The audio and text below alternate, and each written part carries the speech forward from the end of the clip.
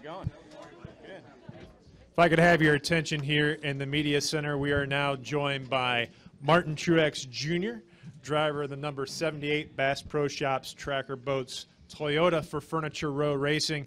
Martin, fresh off of his win at Las Vegas Motor Speedway, how did you celebrate that victory there in Sin City?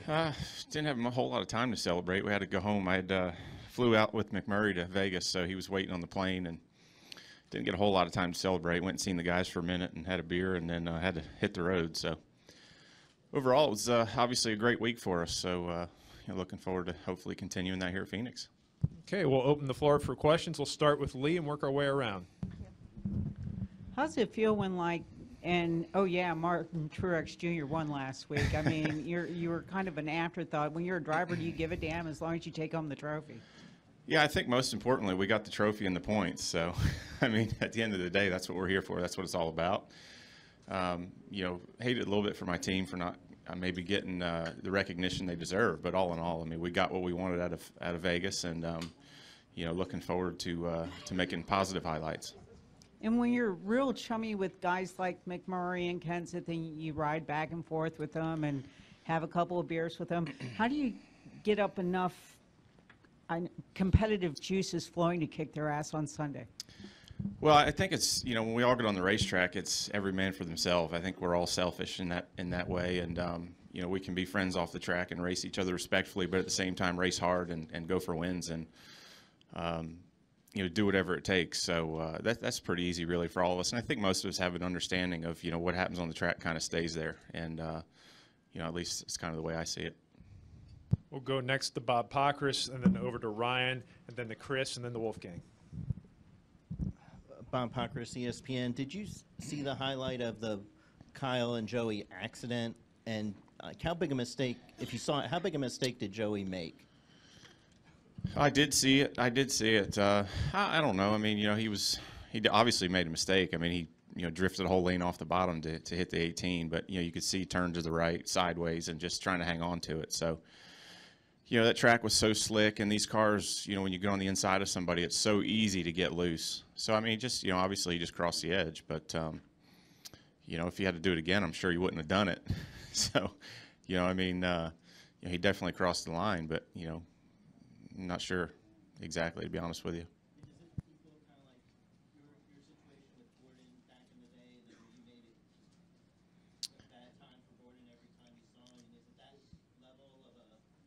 I'm sure it will be for those two going forward. I think you'll see that. They'll race differently. It's simple as that. I mean, Kyle's going to make it hard as he can on Joey every chance he gets. Joey's probably going to give Kyle a little bit more here and there just to try to pay it back, But we'll see how it all plays out. We'll go to your left to Ryan, then up front here to Chris. I'm Martin, Ryan O'Hara for Race Chaser Online and the Performance Motorsports Network. My question for you is: it's our first short track season, our first short track race of the year, and with the new stage format, it looks like it could produce some really exciting racing, especially in the final laps of the first couple of stages. Drivers are going to get antsy. How do you see it working out? Yeah, it's going to be interesting. First short track, like you said, a new tire, new aero package for us here at Phoenix. So far, the track's been really slick. It's hot out. It's going to be a huge challenge, and I think it'll be interesting to see, how the stages play out strategy-wise. When the cautions fall are going to play into it. Obviously, they did last weekend at Vegas. We've seen guys, take some chances, stay out on some older tires, try to get those points as those stages were coming to a close. So we're definitely going to see that. It's going to mix things up depending on how the weekend plays out. But so far, I think it's been fun so far. The track is it's been a handful, and we were pretty quick in practice and didn't think the car was driving that good. So I'm sure there was others that were feeling a little worse about theirs. But should be a lot of fun and see what we can do.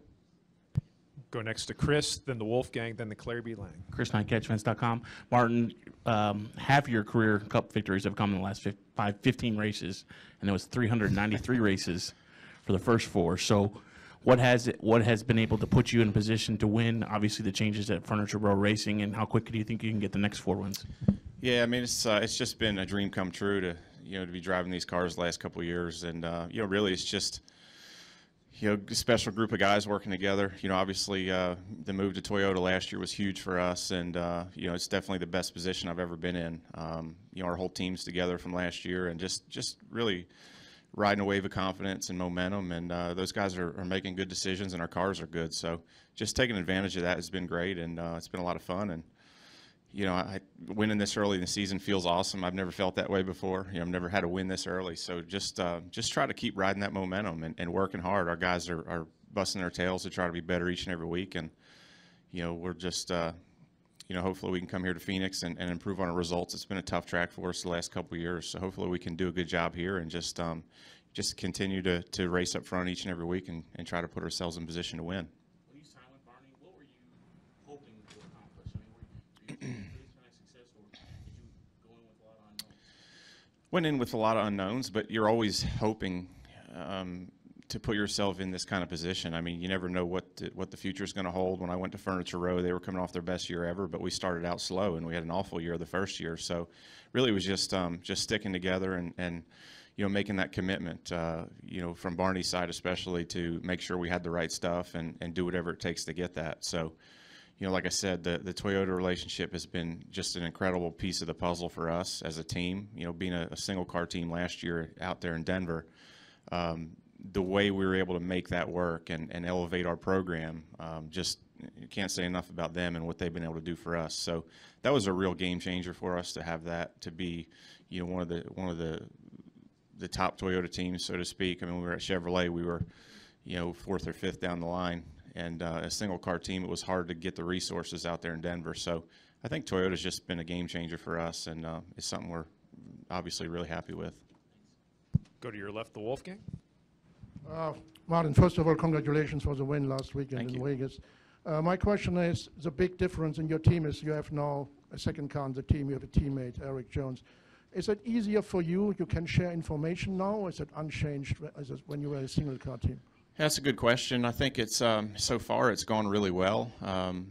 You know, being that we were a single car team for the entire existence of the team, to go to 2 cars, it was obviously a huge undertaking. So I think everybody did a great job. I mean, at this point in the season, I think it's more important that it hasn't really hurt us or slowed us down than being a help. And I think as we go forward, it's going to continue to make our program stronger, having 2 cars.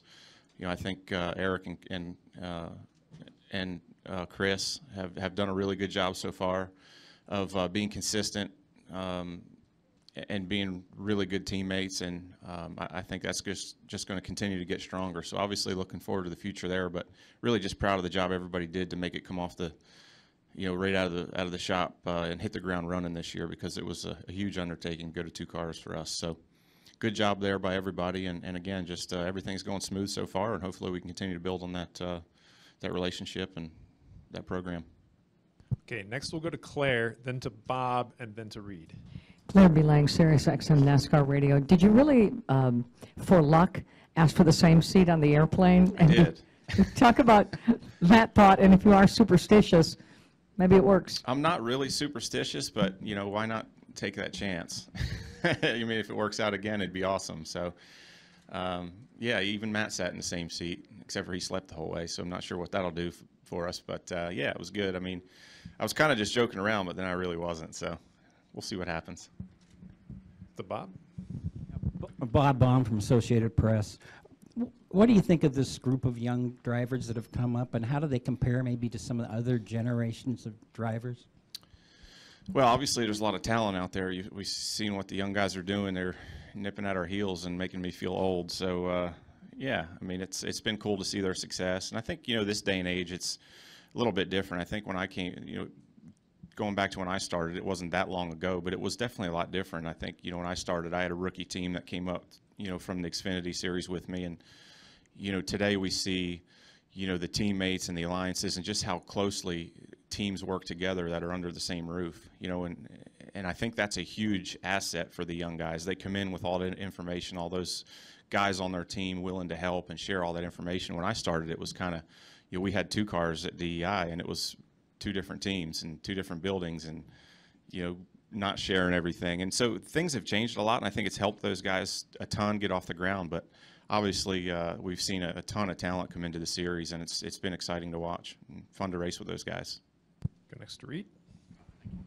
Reed Spencer with NASCAR Wire Service. As a follow-up to Wolfgang's question, have you worked actively with Eric at all to get him up to speed? I mean, he ran top 15, top 10 the last couple of weeks, and looks pretty good out there.